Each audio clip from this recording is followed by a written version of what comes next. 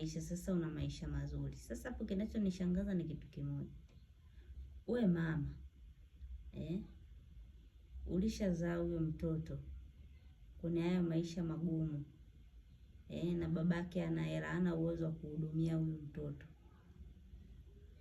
na hapo umepata bahati, umepata huyo mwanaume ana hizo pesa kidogo na kakuzalisha huyo mtoto. Sasa si ndio ilikuwa nafasi nzuri ya wewe kuishi pia na mwanao huyo ambaye umemzaa kwa huyo baba kwa furaha, kwa sababu umepitia maisha fulani hivi ambao magumu, baba alikuwa hana hela na nini, lakini sasa hivi upo na mwanao, Mungu kukusaidia, umepata vijisenti hapo hata mwanao pia unaweza kumfanya ajisikie vizuri, kwamba asione kwamba mama akiwa hana hajulikani, akiwa anacho hajulikani. Lakini sasa unakuta wewe mtoto ambaye babake labda ndo ana hela, umezaa na yule baba mpya, yule ndo ana hizo hela. Sasa kwa unampenda sana ule mtoto mwingine kuliko hata huyo mtoto wako ambao wa kwanza kabisa uliozaa na mwanaume mwingine ambaye ana hela.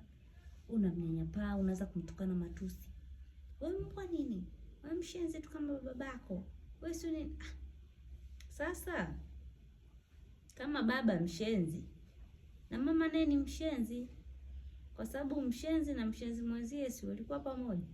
Hauwezi wewe ukamwita mwenzio kichaa afu kuna ukichaa wake mlikuwa mmeungana pamoja, mnashiriki kuokota makopo, kula jalalani mikate, mnashiriki kufanya kila jambo, alafu unaambia yule chizi tu au yule sijui. Usiseme hivyo kama na wewe ulikuwepo kwenye hilo eneo.